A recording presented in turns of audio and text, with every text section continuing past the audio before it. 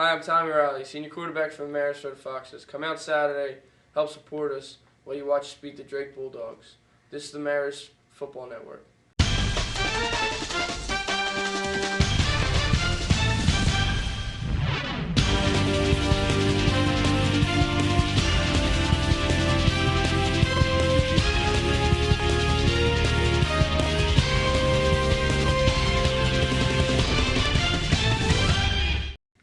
Hello everyone and welcome to the Marist Football Network's pregame show for this weekend's game for when the Red Foxes take on the Drake Bulldogs at Tenney Stadium on Saturday. Matt Suter and Phil Torino are joining me at the desk today. Amanda Mastroberti will be joining us later, and Rachel Blair is working the cameras this week. This week on the Marist Football Network, Tommy Birch will be Skyping in from Des Moines, Iowa to talk Drake football. Also, Tommy Riley will be joining us in studio, and this week Phil sat down with offensive lineman Rocco Manfrey and linebacker Paul Sikowski. And then Amanda will be joining us for keys to the game, and we'll wrap it all up with analysis. Guys, let's start looking at the Butler game real quick. And what were the main keys that you saw, Matt? There was a lot there. Again, you mentioned Bryant with 2 interceptions. Tommy Riley had arguably his best day in a Marist uniform with those 270-plus yards, those 2 touchdowns. And then the running attack came through. So this was really one of Marist's best total efforts of the season. And what was great for them was that there wasn't just the one facet of the game that was successful. It was a lot of them. I think keeping a conference opponent to 10 points is very impressive any way that you choose to look at it. And more specifically, about the rushing attack that picked up 148 yards on the ground, getting a lot of guys into the mix that we haven't seen lately. In particular, Matt Gray getting into the end zone as well, I thought was huge for him. This was a great team effort by the Red Foxes. And we joked with Rocco Manfrey yesterday, could we credit Riley's only 3 incompletions to his quick release or the good play of the O-line? Whatever it happens to be, either way, a good result for the Red Foxes.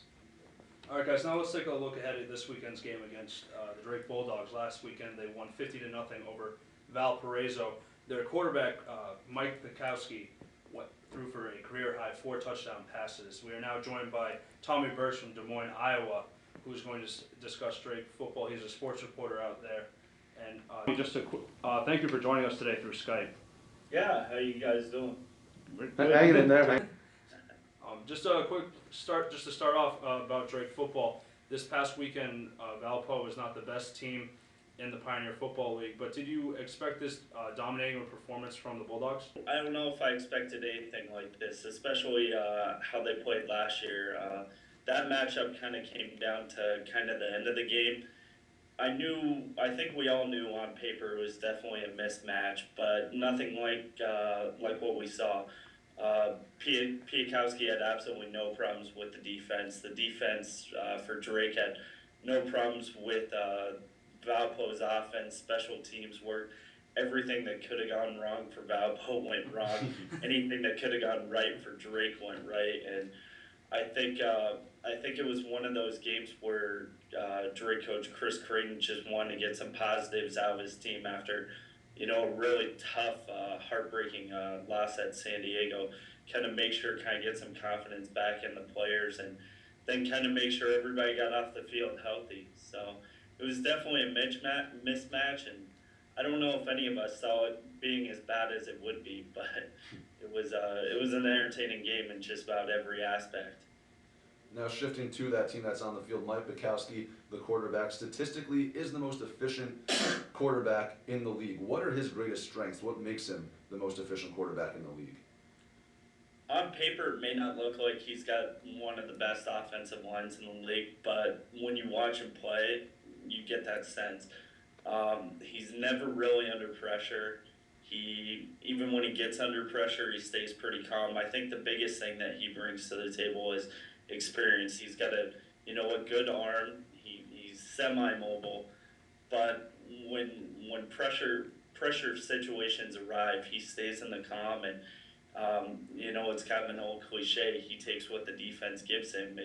You won't see really long passes out of Piatowski, mostly short ones for 3 or 4 yards, and the big ones that end up happening are kind of sling passes off to the side, to the sidelines that end up turning into big gains. So Mike knows his limitations and just plays within them, and I think he's a guy that doesn't try to take too much or try to get too greedy with things. He's a really smart quarterback.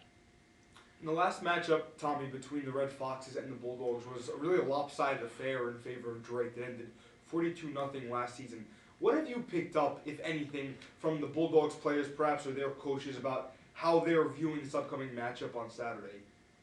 You know, I look at that schedule, and the one thing I keep coming back to with Drake is they've got that big matchup with Jacksonville, which essentially, you know, as a player, I'm sure they're thinking we run the table, and we beat Jacksonville, and everybody else runs the table. At the least, we've got a three-way tie for the top of the PFL standings with Jacksonville and San Diego. So I think as players, it'd be pretty easy for them to kind of look ahead, but they're really, you know, I talked to Coach Creighton yesterday, and I said, how do you keep these guys focused on this game and not that big game? And he said, well, the big game is this Saturday. And I think he's done a great job of keeping them focused, and I think they all realize that Jacksonville game won't matter if they lose this Saturday or the next Saturday. Getting into some PFL talk, it does seem, as you mentioned, that Jacksonville, San Diego, and Drake have separated themselves from the bunch. What makes them so good? What gives them that little nudge above everybody else in the league? I think the thing that stands out about all three of those teams are really good defense. Drake and San Diego at times has had a good defense, and Jacksonville. That's what wins championships. And you look at what Drake has done this year and the last couple of years, their calling card has been a good defense, and just now up this season, the offense is kind of coming around.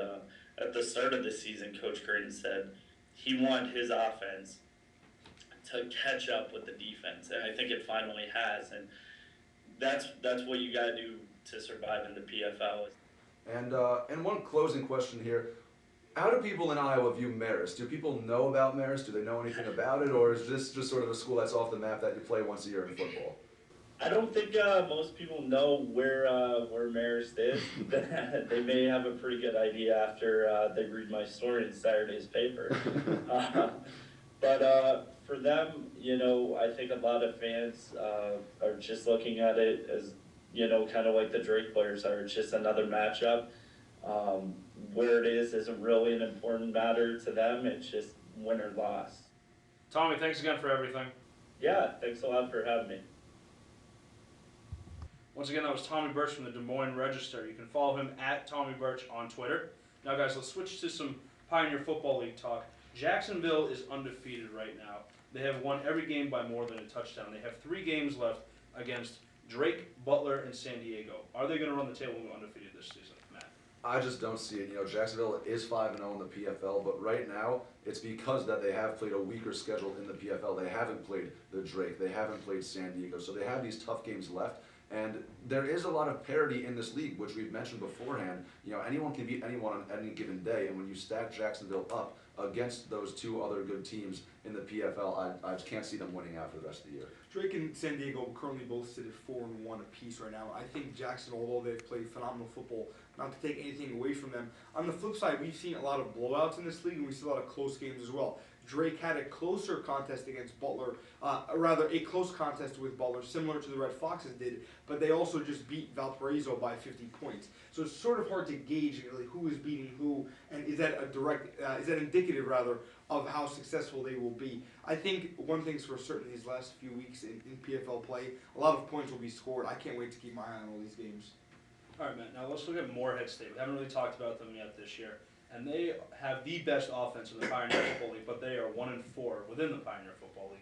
How come they can't finish these games to get wins? I think their defense is just awful. They have scored the most amount of points in the PFL, but they've also given up the most amount of points with the exception of Valparaiso, who's on a 27-game losing streak. So Valparaiso's sort of in its own category right now. But Morehead State does have a high-flying offense. They have a very good passing game, but they just can't seem to put it together on the defensive side of the ball. They found themselves in a lot of shootouts throughout the season. No, that's exactly the case. They score a lot of points. They're in the ballpark of 35, roughly, points per game. but they're also allowing 35-plus points per game. And when you even that out over their entire schedule, they've played a lot of contests where they've scored. One game they lost 50-49, I believe, if I read that correctly. So they're scoring points, but they're also allowing them at an alarming clip. So it's not surprising that this athletic team can't really finish and close out. All right, now let's get back to this weekend's game against Drake. Phil, you sat down with Rocco Manfrey and Paul Sikowski down at the McCann Center. Let's go down to that interview right now. On this week's edition of the Marist Football Network pregame show, we are pleased to be joined by Rocco Manfrey and Paul Sikowski. Guys, thanks very much for taking the time on a busy Tuesday. Thank you for having us. Thank you. And Rocco, we'll start with you talking a bit about the pass protection for Tommy Riley. He completed 21 of 24 passes this past week against Butler. What was the offensive line able to do to give him so much time? As an offensive line, we knew we had to stop their stunts. They have a lot of stunts running around, TNT stunts, and ends coming in, linebackers blitzing. So we knew we had to just keep our heads up and watch out for that in the pass game. They're pretty fast, so we had to watch the edge blitzing, the tackles, and they had to set vertically more than outside, so they had to cut them off. So we just executed really well, and that's pretty much what it came down to, giving him time in the pocket. And Paul, conversely, speaking about your side of the ball, the Red Foxes were able to keep the Bulldogs at just 10 points throughout the entire contest. Certainly something that's not easy to do against a conference opponent. What in particular worked so well? We set 4 goals defensively, throughout from the beginning of the year, and we've based on every game that we play, we try to, accomplish each and every one. We had 3 turnovers, which was obviously huge to keep getting our offense back the ball, especially in territory that, we knew they can drive down the field and, put points up on the board. The rushing attack for the Red Foxes is a facet of their offense that was not always very strong. Earlier on in the season, it's at times a unit that failed to eclipse 60 yards rushing in a single game. This past weekend against Butler, of course, they racked up 148 yards with a few different backs getting into the end zone. Rocco, what did the O-line do in particular to open up holes? Getting a couple guys back kind of gave us kind of a cocky attitude, saying, we're coming back, we're coming strong, but it wasn't really the case. And then so we had to go back, get that cockiness out of our heads, and just come back to fundamentals. And that's pretty much what picked up these last couple of weeks. We just went back, staying low, keeping our hands in tight, pretty much just trying to defeat our guys against us. And that's what the battle's been the past 3 weeks, and we've won 3 weeks in a row. And let's talk about Drake. These Bulldogs have a very potent offense. This is a top-tier Pioneer Football League team. Rocco, we'll start with you, and then Paul, we'd like to get your take about the defense. What do the both of you know about the Bulldogs heading into this week? They got a pretty big head right now. And, our goal, or my goal this week, is kind of take them down a notch. And, just play our offense we've been playing the past few weeks. Try and get the ball moving. If we get that run game going as usual, that'd be really good for us. Their defense is pretty good. They got pretty good backers. Their secondary is pretty quick. Their line is the biggest we're going to see this year. So it's going to be a pretty good challenge. Last year's contest between Marist and Drake was a very lopsided affair, with the Bulldogs capturing a 42-0 victory. What have the coaches conveyed to you as a way to literally put this game behind you, since it is a brand new season and moving forward? We got to stop the run, set the wall, force them out, east and west instead of north and south. And, from the air, we've got great secondary. We've got Jaquan Bryant, Nick Kazai, Nick Monero. So, we feel safe back there with them, and basically what we're focused on, especially linebacker, our front 6 up front, is setting that wall. And lastly, what we love to do at the Marist Football Network is always give the players that we speak to an opportunity to have a direct channel to the fans. Why should Red Fox fans come out to support you this week against Drake? We need you there. Environment is everything. We went into Butler. That was their environment. It was their homing. They had 5,000 people there. That was against us. We came in. We took that environment away from them, and then we gained it. So honestly, if you come down, scream. Every play, scream for us. Don't go against us, go with us. We need your back. We need to set the environment where they're not in Iowa anymore. They're in New York. They're in our house. So bring it, and we're going to protect it. Like Rocco said right there, environment's everything. We feel like, the more people, the more pumped our defense is going to get. So we'll be making more interceptions, bigger hits. So please come down and support us. All right, well, Rocco Manfrey and Paul Sikowski, you guys were excellent as always. Thank you very much for the time, and best of luck this upcoming Saturday against the Drake Bulldogs. Back to you in the studio.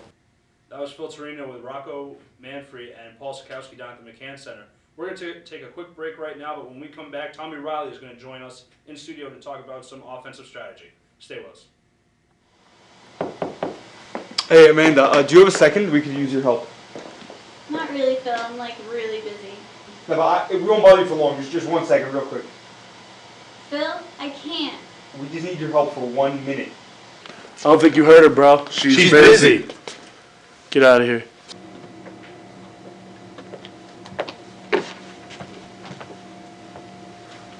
So where is she?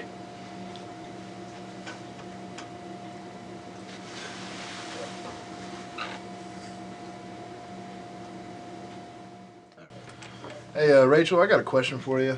I'm trying to export this, but I don't think it's in the right format. Should I be editing this in Avid or Final Cut? Rachel, I'm not getting any sound over here. Is it the frequency?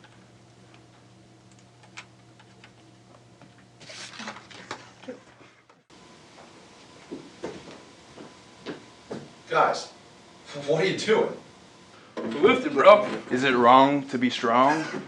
Meat! Protein!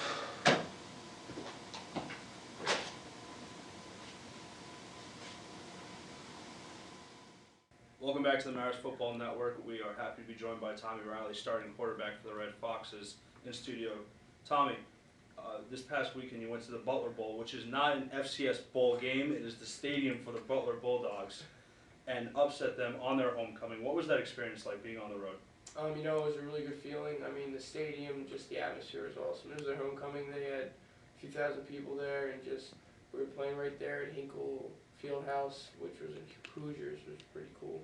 But just being in the bowl was pretty awesome, and upsetting them was even bigger. I mean, they won our conference 2 years ago, so it was definitely a good win for us, a really good win. And Tommy, last week you had arguably your best day in a Maris uniform, 21 of 24, 2 touchdowns. What really triggered that great day for you? It's actually kind of funny because my first pass was an interception, but it just turned out that way. It went off the, well, no offense, the hands of my tight end, and it took out Cagney, but he had a great day too. What triggered it really was second series we came out, we just started running the ball really well. And then just one thing led to another, just started throwing the ball well and just making my reads. I mean, we all played well. The receivers really helped me out, obviously, and the O-line did a great job blocking up front. I mean, they had a great pocket all day, so it was really good, really good. And Tommy, you mentioned the rushing attack for the Red Foxes. This is a unit that earlier in the season would struggle to eclipse 60 yards per game rushing. In this Butler contest, they come out and have 148 yards on the ground. How does that help you in turn with the passing attack? Oh, it helps tremendously because the defense doesn't know what to expect. Last year we had a younger line, we had to throw a lot more. So it was a little harder to disguise what we were going to do. But, I mean, we had some injuries on offense too, and we had a lot of guys get carries this Saturday, so it was really good for everyone on the team. I mean, a lot of seniors got carries, and Matt Gray had a touchdown. I'm really happy for him. He's back and healthy, so, I mean, Ryan's out right now, so the ball's going to go around a little more. You mentioned that Matt Gray is back and healthy. Last year, you set single-season records for attempts, completions, and yards, but then you missed the spring season with your leg injury. What went through your mind throughout that spring season as you had to sort of sit out for spring practice? I mean, I was, not much. I mean, I just know I had to get back in shape. That was the biggest thing. I mean, just recovering fully and just having my mindset that not to be afraid, that I can take shots still and just not be afraid of contact, just to get back with the team. I mean, it's great now, obviously, but it was hard in the spring just seeing everyone out there running around, practicing in the really cold weather. So. And how are you doing as a senior with the clock winding down and 3 weeks remaining in your senior year? How are you doing so far with that? Oh, it's hard. I mean, in the back of your mind, it's there always, but you don't want to think about it and be in reality and realize that you only have a few games left in your career. I mean, it sucks. What are you going to do? What are you going to do? I mean, we're making the best of it so far, so hopefully we can win out. We got Drake coming here, so. What would that mean for you if you guys went out to finish the season over 500? You would finish over 500 in the PFL. How important is that for the team right now? Oh, it's tremendous. It's tremendous for the team right now. I mean, especially we have San Diego and Drake, 2 of the top teams in our league, and Valparaiso, which, I mean, no offense, they're not the best team in the world, but I mean, Drake and San Diego definitely winnable games. I mean, it just depends which Maris team shows up, and I think everyone's got the right attitude right now. We just want to go out there, win, and have fun at the same time. So it should be good. So. Now, Tommy, we don't know if you actually know this, but by bringing you in studio today, You are now the third generation of Riley men that we've spoken to, because we have actually had interviews with both, first with your grandfather initially, and then your dad, both during our pregame shows. Were you aware of that? Yeah, they told me afterwards, but I never saw the interviews online or anything like that. I thought that was funny. I don't know. They love that stuff. They were probably loving getting interviewed. So. All right, Tommy, thank you so much for joining us. Good luck this weekend against Drake. We're now going to send it over to Amanda with this week's keys to the game. Thanks, Mike. All right, with Chucky Looney out, Tommy Riley has been hired full-time as quarterback for the Red Foxes. He had a solid game against Butler, completing 21 for 24 pass attempts for 270 yards and 2 touchdowns. In addition to a strong passing game, we're starting to see the Marist running backs break out, with senior Matt Gray and sophomore Atik Lucas both contributing rushing touchdowns against Butler. It's crucial for these running weapons, along with Calvin McCoy, to contribute against the top-ranked run defense of the Drake Bulldogs if the Red Foxes want to disrupt their defensive rhythm. Now, these offenses are radically different in how they score points. Drake's strongest quarter has consistently been the first, with a total of 77 points this season, compared to Marist's 10. In fact, Drake had touchdowns on each of their first drives against Valpo. Although they've struggled with the ball early, the Red Foxes are improving with this category. They started off the last game with an interception, but then bounced back. But if they want to beat the Bulldogs, they'll have to come out early and often. Last October, Drake pounded Marist 42-0, and the Bulldogs proved that they are capable of putting up even more points than that this past weekend. The Bulldogs have proven that they can also make plays in all 3 phases of the game. Fifth-year senior kicker and punter Billy Jansen earned a College Football Performance Award for last week's efforts. He had 3 punts for an average of 52 yards each and a long of 70 yards. On the defensive side, the Bulldogs have blocked 6 kicks in the 8 games so far this season. The Red Foxes have to play smart for an entire 60 minutes if they want to get a W on Saturday. To everyone's surprise, this matchup may be a defensive struggle. The defenses of Marist and Drake are closely ranked at number 1 and 2 in the PFL. If Marist senior Jaquan Bryant can build off of his 2 interceptions last week, they might just start calling his territory Bryant Island. The Red Foxes sent a message to the other PFL teams for the rest of the season. Your passes aren't safe, and neither is your quarterback.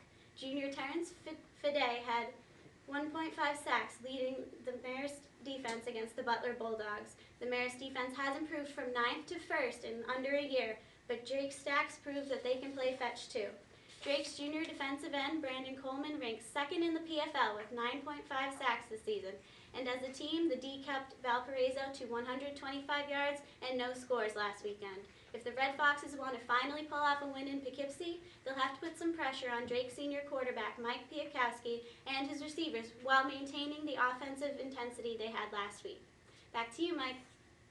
Thanks, Amanda. Now, guys, let's look at the Drake game this weekend. Matt, the Drake defense has the best rushing defense in the Pioneer Football League. Marist does not have the best rushing game in the Pioneer Football League, but they do have 3 consecutive games with over 100 yards. How do you see this matchup going? Is the defense going to overpower this kind of a weak rushing game, or do you think that the Red Foxes can thrive? Well, the Red Foxes can succeed, but they have to stay with the blueprint that they've used for the last couple of weeks, and that's that back and forth between Calvin McCoy and Atik Lucas. The one thing that does worry me about this matchup is that the Marist running game has come on a little bit in the last couple of weeks, whereas the Drake rushing defense has been strong for the entire season. So Drake has been much more consistent than this Marist rushing game, but that's not to say that teams can't go on streaks. We see it all the time in every sport. So I believe that if Marist uses that blueprint of the last few weeks going back and forth, then they will be successful against this defensive line. I think when talking about Drake, excuse me, and their output both defensively and offensively, it's important not to lose sight of the big picture. So, for instance, on their schedule, we mentioned the 50-0 victory they had against Valparaiso. Certainly very impressive on paper. The flip side is that Valparaiso has not scored more than 14 points in 6 games, their last 6 games this season. Now, when we spoke to Rocco Manfred yesterday, we asked him about this defense, and he told us straight up, this defensive front is a very dominant unit for the Bulldogs. You start with their nose tackle. You have to look nose guard rather. You have to look no further than him, at least how he's listed at 6'6" and 308, to see that this team absolutely means business. They have 2 stout ends as well, some good backers and athletic players in the secondary. So certainly Drake can pose a great challenge for the Red Foxes. But there's no reason to think that the result of this contest will be similar to the 42-0 drubbing that Marist had to suffer last year. Now, Phil, you were talking about the defense right at the end there, but we have the best defense in Marist going up against the second best defense in Drake. Which defense do you see prevailing at the end of this game? Is Marist still be number one in the Pioneer Football League, or are we going to see a switch? I'm not really so sure, Mike, how the numbers will actually shake out in this contest. I'm curious to see who will execute. Drake does not strike me as a team that tends to make many mistakes. We know their coach, Chris Creighton, he's led them to a few very successful seasons over his 4 seasons there. Likewise, Marist has played well of late. I think it was really impressive showing they had against Butler. But also, we've seen them at home be plagued by turnovers, and that's really killed them. I want to see the team that executes should certainly come out on top in this game. I think what's going to be important for Marist is keeping the Drake quarterback, Mike Bukowski, 2 short drop-down passes. We talked to Tommy Birch earlier, who is a writer for the Des Moines Register, and he says that he really doesn't make too many mistakes because he doesn't really get all that much pressure on him. Marist has those good 3-down linemen, and they need to put a lot of pressure on Bukowski. They need to fluster him a little bit more than he has been throughout the season. And if they can really just key in on him and get that good pressure, maybe bring in some linebackers, there might be plays where Marist has to bring 7, 8 guys to just try to throw him off now and again. That will be key for the Marist defense. Now, Matt, the Red Foxes are 3-5. What have they done well in those 3 wins, and what have they not done so well in those 5 losses? Well, it's actually what Phil was just talking about, is the turnovers. In Marist's 3 wins, they've turned the ball over 5 times. In their 5 losses, they've turned the ball over 17 times. So there's really a strong correlation there. As there is with most teams, when you turn the ball over a lot, they're not going to translate to wins. But for this team in particular, the turnovers have been absolutely killer in those games that they've lost. And Mike, I think the reality is what we're looking at now. Obviously, not to predict the outcome of these last 3 games, but simply on paper, it appears that Marist will struggle to try and get to 500 to finish out this year. I mean, obviously, the Valpo is, if you had to pick one of the 3 remaining games, your biggest gimme, that would certainly be the game against the Crusaders. Drake is a stout opponent. Also having to fly out to the West Coast to take on San Diego in the last matchup of the year, that's certainly not an easy task to do. So I think Marist, as you mentioned, 3-5 coming into this weekend. A lot of times we've seen them playing close contests that just all of a sudden with the blink of an eye seem to explode, and all of a sudden Marist is down by 2 or 3 scores. This is simply the path that they've chosen by their play, and they're dealing with the outcome of that now. Matt, Phil talked about turnovers being a problem for the Red Foxes, and also Tommy Riley said that against Butler, first drive, interception. Can the Red Foxes afford to have these early game interceptions against Drake? Not against Drake. Drake has too good of a defense to allow Marist to fall behind early because they can't. Even Campbell, in that Campbell game, Marist fell behind 21-0 early, and they came back to make it a 14-point contest. If they fall behind 21-0 to a team like Drake, the Drake defense is too good to allow them to make up that much ground. I'm curious to see how the Red Foxes will choose to keep ball possession in this contest. We've seen them develop Cal Cagney as a serious threat in the PFL as far as pass receiving goes, and we've sort of lost sight, I think, over the past 4 or 5 weeks at least of our coverage, that this is a team that's playing without Michael Rios. They've also lost Chucky Looney of late as well, and Ryan Dinnebiel, the running back and a captain. Those are all 3 offensive weapons that this team no longer can feature week to week. So I think the fact that they've been able to get other players in the mix, like an Armani Martin and a Cal Cagney, has really done wonders for them. Last week, Marist wins 28-10 against Butler. They play Drake this weekend, then Valparaiso at home the next week, and then they're off to the West Coast against San Diego. Are they going to be able to get over 500 by the end of the season?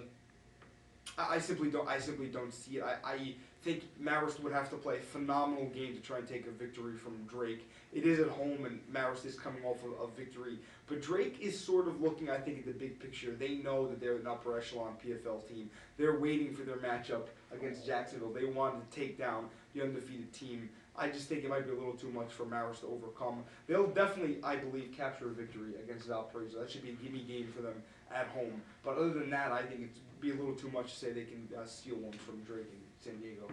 I think Marist definitely does have a chance to steal this game from Drake because they might be looking ahead to that game against Jacksonville. Again, Tommy Burch saying that Coach Creighton does a great job of keeping the team focused on the game at hand. But until it comes to game time, you really don't know how players are going to react, especially kids that are 18 to 22 years old. They might have their minds in other places. So Marist has the weapons. We've said that all year, and I think that could be key for them in stealing this game against Drake. I agree with you, Phil. I think the Valpo game should be an easy win, especially at home. It will be senior day when they play Valparaiso. But going to that West Coast and playing San Diego and beating them at San Diego might be a little bit too tough for this team. I can't see them really making that 500 benchmark, because that would mean that they would have to steal games from both Drake and San Diego and win out for the rest of the year. And I think that might just be a little bit too much to ask. All right, so we've looked down the season a little bit, but let's get back to this weekend. Just some final thoughts against Drake. For Marist, I think it's all going to be about putting pressure on Mike Bukowski. Bukowski sort of runs that offense. They have a very good passing game, as we mentioned earlier. He is the most efficient quarterback in the league. They have a good offensive line, so if they can get pressure on Bukowski, that will be key for Marist's success on defense. You know, last year, Mike, when I was getting ready to cover the Drake Marist game for the Circle, I was writing my preview. A lot of people had asked me, how good are the Bulldogs? Can you give us a sort of frame of reference talking about this team? And my answer to them would be, or rather, the Dayton contest. My answer was that Marist lost 42-0 to Drake, but that Dayton would actually, in turn, had beaten Drake as well. And I think now with the Red Foxes, they come out last year and have a really close contest against Dayton, a triple overtime game. So once again, I don't think that you can predict sort of how these games will fall into place, given how Dayton had beaten Drake, who had beaten Marist handily, and then the Red Foxes go on to have a close contest against the Flyers, if you're following my train of thought. So I think that there's a great potential for Marist to have a close contest here.